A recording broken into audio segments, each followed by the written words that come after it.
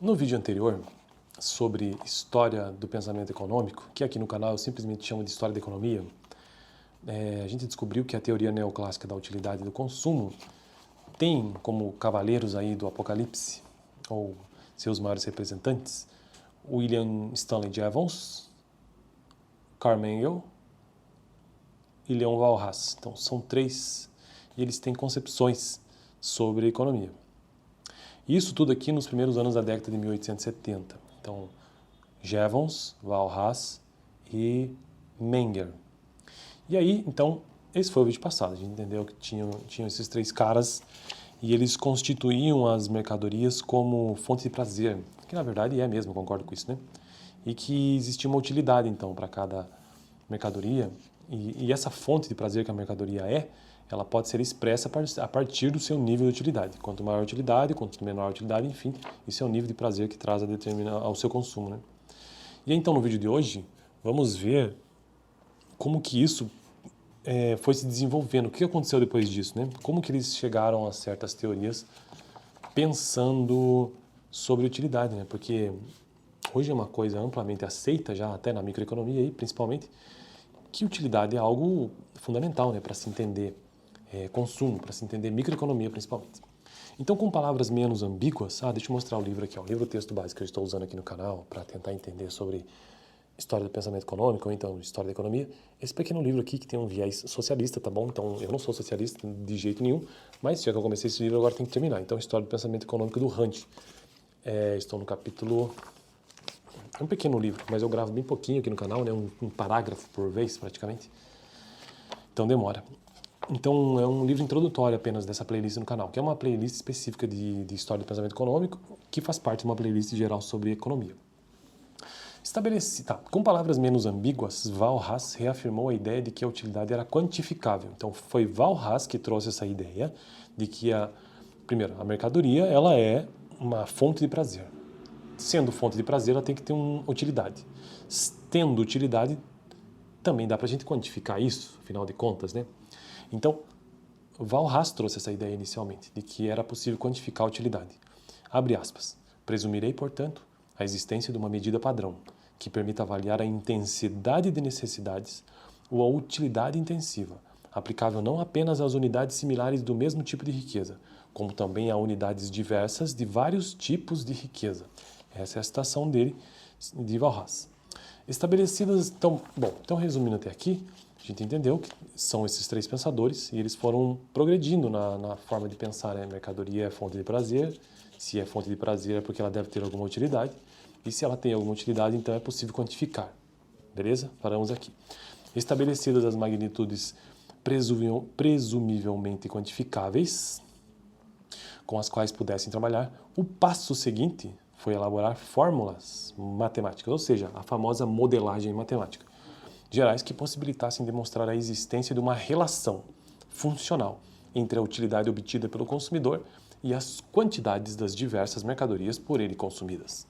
O problema consistia em demonstrar de que modo o consumidor podia obter a máxima utilidade, maximizar a utilidade, que é um termo que se utiliza hoje em dia, dada a sua renda e os preços das mercadorias vigentes no mercado. Então veja que eles fizeram uma descoberta muito interessante aqui, né? Claro, mercadoria é fonte de prazer, se é fonte de prazer é porque tem utilidade, se tem utilidade, então é possível matematizar isso aí, ou modelar isso aí, trazer uma fórmula matemática. E se tem uma fórmula matemática é porque possui variáveis. E quais são as variáveis? A variável de renda e a variável do preço das mercadorias vigentes, né? Então, duas variáveis básicas aqui, renda e preço, basicamente. Segundo, os economistas neoclássicos, os consumidores maximizavam a utilidade.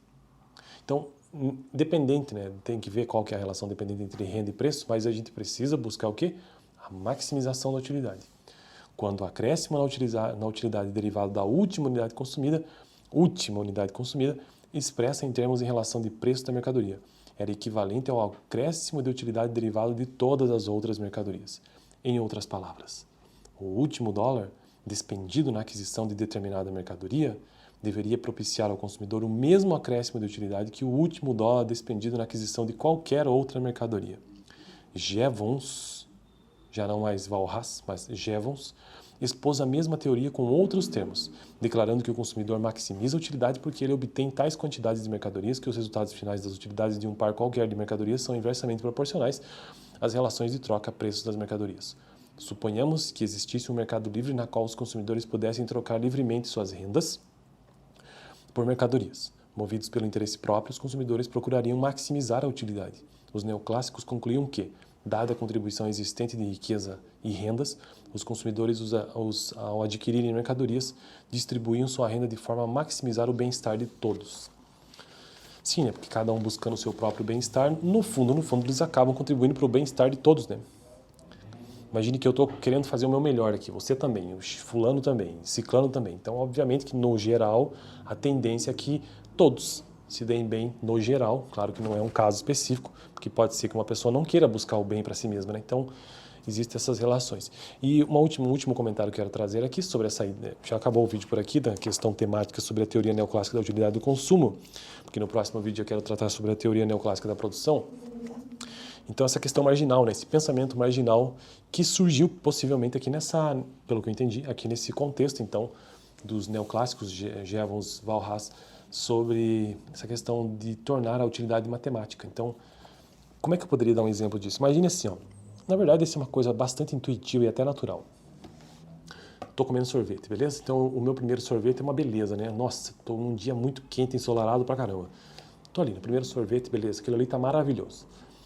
Meu nível de utilidade está lá em cima, lá em cima. Consumi o primeiro, consumi o segundo. Meu nível de utilidade já não está lá em cima para a segunda unidade, você entende? Pensa isso num gráfico. Ó. Aqui, ó. Consumi o terceiro. Eu comecei subindo, consumi o terceiro. A minha utilidade aqui, ó, o terceiro já não me entra tão bem quanto o primeiro, tá certo? O quarto sorvete já, olha, já está difícil. Chego no quinto sorvete, no meu caso, eu já não sei mais se eu tenho interesse por sorvete. Quando eu entro no sexto sorvete, eu já estou começando realmente a desistir de querer um sorvete. Imagina um sorvete e uma bola só, sabe? No sétimo sorvete, eu não quero mais nem saber a cor do sorvete. Percebe que a utilidade e o prazer que esse alimento me trouxe, o seu nível de utilidade, ele foi de um valor assim para isso aqui. Ó. Então, isso aqui, a cada acréscimo, né, de unidade para unidade, isso aqui é aquele famoso acréscimo marginal. Então, o nível de utilidade ele vai diminuindo, né, conforme a última unidade. É basicamente isso, né, para ter a grosso modo seria isso. Não sei se deu para entender. Então, a utilidade ela tende a diminuir com o tempo, né, conforme você vai consumindo.